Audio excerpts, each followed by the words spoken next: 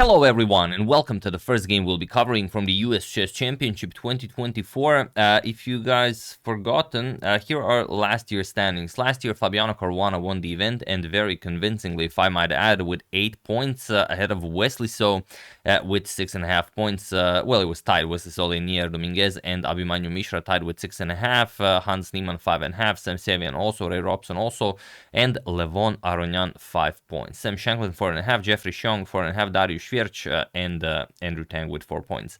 So can Fabi defend his title, or will someone else have to say something about that? Let's see it. First game of the US Chess Championship 2024. Like I said, first round ended all 5 draws. This one, well, if it was like that, I probably would not be showing any games. Or maybe I would, but it would have to be like a really spectacular game. So let's check it out. Wesley with white opens with pawn to c4, and his young adversary, I believe Christopher Woojin is 18 years old, and he was 2600 at some point, even this year. He just dropped a little bit now. This month, so he's now 2590, but still a very, very strong player. So let's see it. Pawn to c4, and Christopher replies knight to f6. We have g3 by Wesley, pawn to e5, and bishop to g2. Sorry about that. And this is classical chess, so of course we're going to explore a few lines more than we did in rapid or blitz chess. And if you guys are interested in only checking out the moves, I also have a timestamp for that, so you can, check that out if you just want the moves without the analysis. Bishop to c5, d3, we have pawn to d5, captures, and knight to c3. We have knight captures on c3, b captures, and castles kingside. And it seems that the two of them decided to debate a line that was played in the candidates tournament in 2020 between Alexander Grishuk and Kirill Alexeyenko. The game between two of them ended in a draw, and queen to c2 is the move that Grishuk played. Point being that he is, of course you want to develop further, but knight to f3 might be met with instant e4, and that could be a problem with the queen on d1. So that's why queen to c2 amongst other reasons. But Wesley, of course, knows all that, and he still plays knight to f3, putting a challenge in front of young Christopher. Does he go pawn to e4?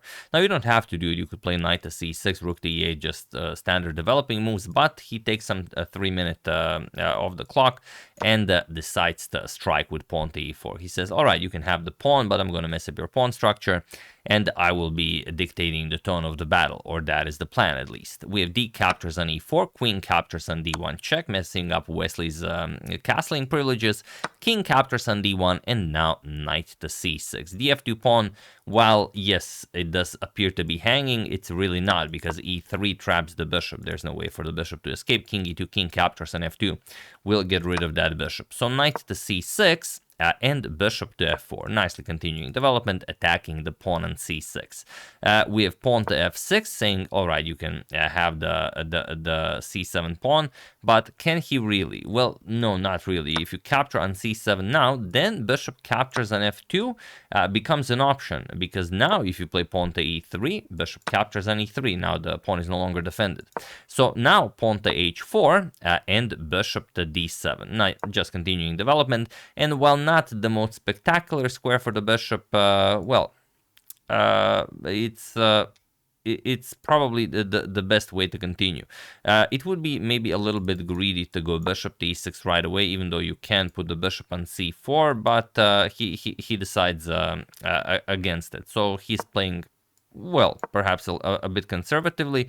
We have pawn to e3 and bishop to b6. Now the b7 pawn is also defended, so you don't have to worry all that much about the rook to b1, but you know that it's coming and it will be annoying. We have king to e2, bishop to g4. Now bishop back to e6 could even be a thing, like bishop back to e6 to c4. Hard to find a reason against it, but Christopher plays bishop to g4. We have bishop to h3. This is a very, very strong move by Wesley, as his bishop on g2 isn't doing all that much, and Christopher's bishop is very, very strong.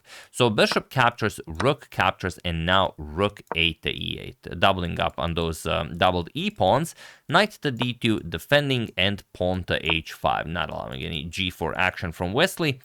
We have rook to b1, now paralyzing the bishop on b6, and rook to e6. We have rook h to h1, you have to bring back the rook into the game, and pawn to a6. Now, okay, Christopher is down a pawn, but he has, well, perhaps better development, and he does have the weak e-pawns that Wesley has to worry about. However, he does have to worry about his b7 and c7 pawn. So it's hard to say how good this is for black.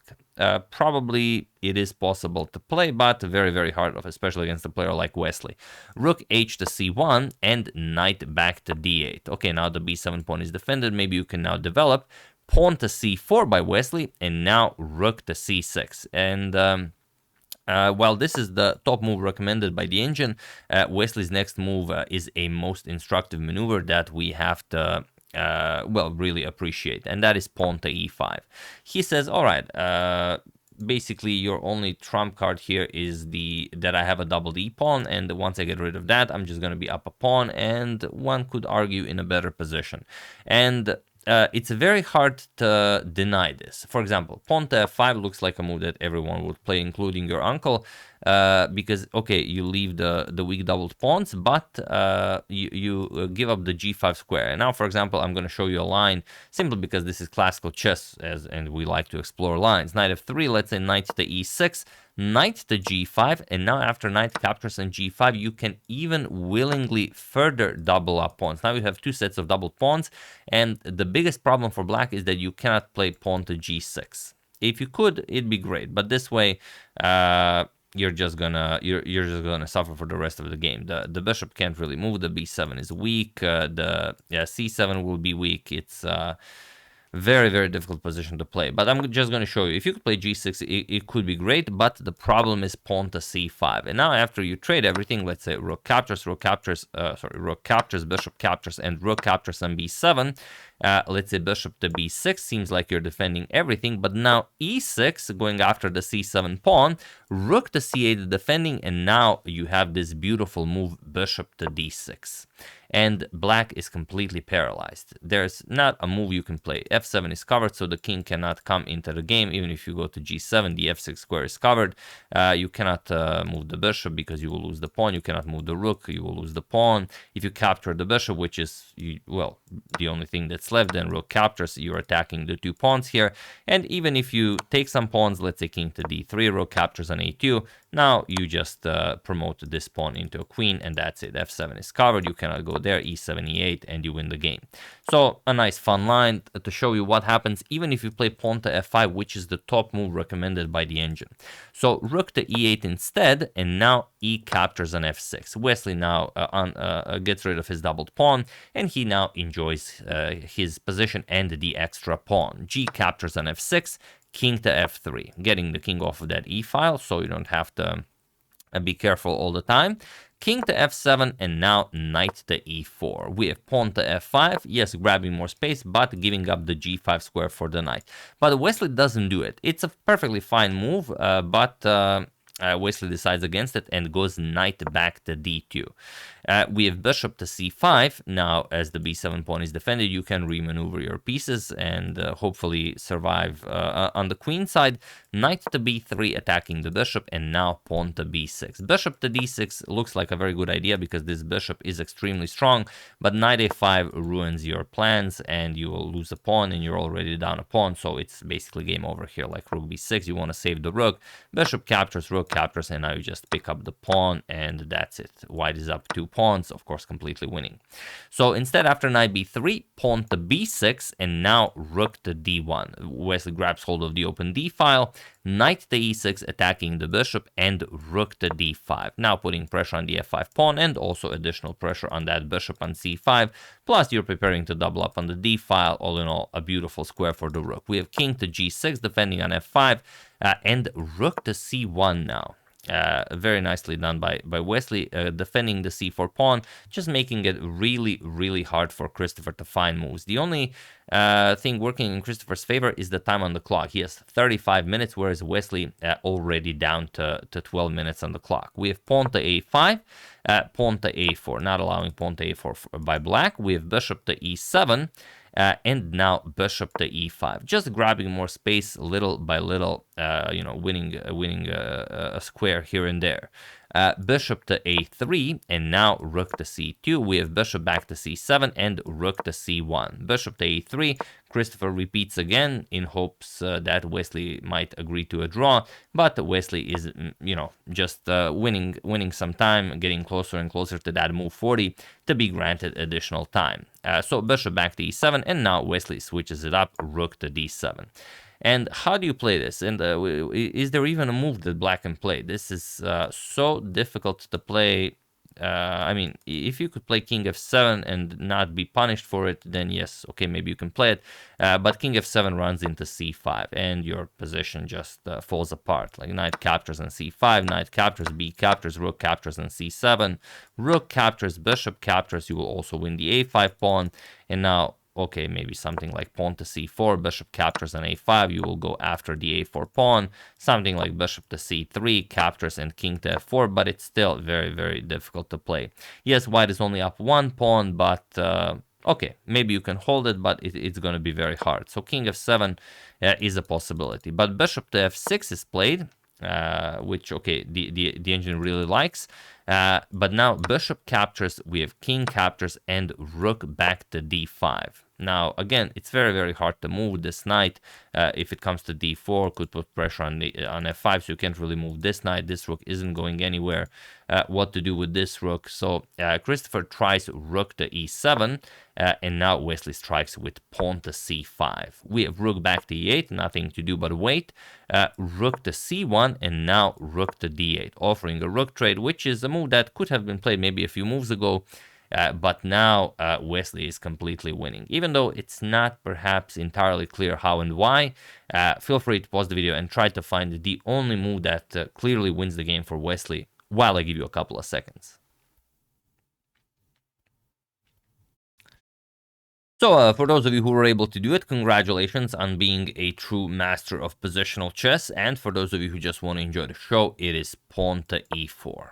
That is how you do it. And now the rook here is just funny. You cannot capture because this wins the game on the spot. And without that move, what move is there really? Well, f captures on e4. That's pretty much that's all you have. Otherwise, rook captures on f5. So you have to play it. Pawn captures, king captures. Now the rook is defended, and rook back to b8. Trading here, captures and captures. Again, really, really bad. The rook is now hanging. You could defend with knight to d8, but now both the rook and the knight are stuck here. It's not the best. Yeah, okay, you could capture on c5, but after rook captures, b captures, and king captures, it's a completely winning endgame for white. It's up a pawn, but you're gonna quickly win more pawns, so it's not really that difficult. So after king captures on e4, rook to b8, you have to avoid the rook trade. C captures, we have rook captures on c1, knight captures, and c captures on b6. Knight to d3 by Wesley, and rook to c8, hoping to get some back rank action here. It's not really back rank, but well, as close as it gets. But now rook to d6, and here I believe Christopher already felt like resigning because there really isn't a good move that you can play. b6 is hanging. Also knight to f4 will win material, and remember, you're down a pawn. So if something you should always remember in your own games, if you're up a pawn and you have a chance to get rid of all of the pieces of the board, then you're winning, unless it's like a really weird position where you're not, or maybe you're even losing. Yes, you are winning. So rook to c4 with check. Christopher figures out a way how to snatch this pawn without blundering a piece. King to e3, rook captures on a4, and now knight to f4, seemingly winning a piece, but not really. King to f5. And okay, it looks like maybe you could capture and and win a piece, but not really. Christopher thought of this. But Wesley first tries repeating. Rook to d5 check, king to f6, rook to d6, king to f5, and now he goes for it. Rook captures on e6, rook captures on f4, and now, of course, you should always be mindful of this. Never play an automatic move. Like, even when your hand already wants to do it, you should stop it, or, you know, the other hand with the mouse.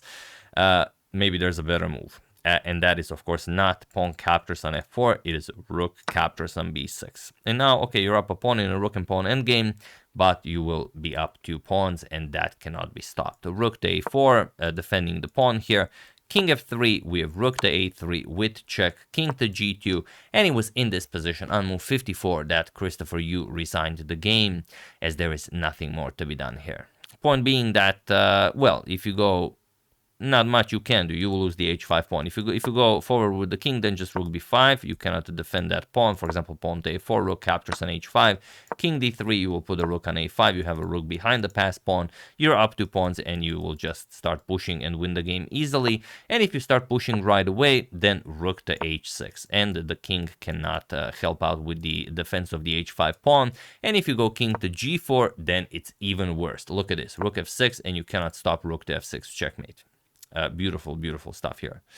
So yeah, wonderfully played by Wesley So, and this is one of the 2 winning games from round 2. I'm not gonna say which is the other, as I might cover it, but yeah, for those of you who are just interested in the moves, so it was a nice English opening, the King's English variation, where we reached a completely new position here. It was played between Alexander Grishuk and Kirill Alexenko in the FIDE Candidates 2020, where queen to c2 was played, but here we continue knight f3, and Christopher accepts the challenge. He takes Wesley's queen, or rather trades queens. He is down a pawn, but he has, well, perhaps a more playable position, and after, you know, some developing moves in, Wesley was able to control the position, and Christopher had pieces on weird squares, and he has some issues here guarding the pawns on the queen side. Some pawns were traded here, and after, you know, a few more moves, this is basically what happened. Time control was reached, and now it was extremely difficult to find moves. Pawn to c5, and now the position just breaks apart. e4, the key move in the position, no doubt the one that you guys found. Captures, and that's pretty much it. Everything gets traded off, and the extra pawn decides the game, or rather the extra 2 pawns, because here after king to g2, Christopher resigned, and Wesley was the winner, because, well, you just get you will lose this pawn as well, something like rook h5, and that's it. And if you go here, rook f6, rook to f4 will be checkmate. So that's the short version. So yeah, that's the game. Hope you guys enjoyed it. First game that we are covering from the US Chess Championship 2024. Congratulations to Wesley. We'll see if he can, take it from Fabi, or will Fabi celebrate the 2nd year in a row. I would like to thank Chess King 22, Welcome Atlas, Wilton Jack Ingram, Ranko Djugashevich, Ivan Sterling, and Just van Werd for a contribution to my channel. Thank you a lot. I really appreciate it. As usual, you can check 2 of my previous videos here. Thank you for watching, and I will see you soon, continuing to check up on your wonderful suggestions and covering the US Chess Championship until it finishes. So thank you all. I will see you soon, and have an excellent rest of your day.